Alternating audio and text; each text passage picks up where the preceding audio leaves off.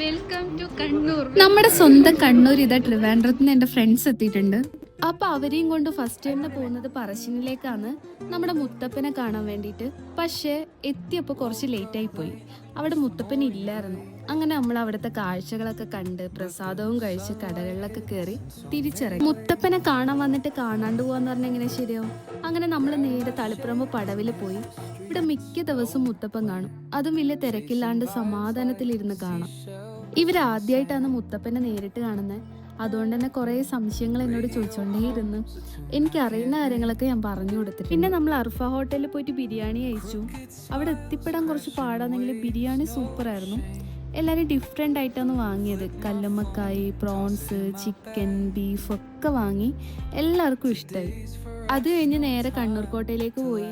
കാറ്റും കൊണ്ട് വർത്താനും പറഞ്ഞ് ആടെ കുറച്ചേരം ഇരുന്ന് പിന്നെ നേരെ പയ്യാമ്പലം ബീച്ചും കണ്ട് കണ്ണൂർ കാൾടെക്സിൽ പോയിട്ട് കണ്ണൂർ കോക്ടെയിലും കുടിച്ച് വീട്ടിലേക്ക് വന്നു.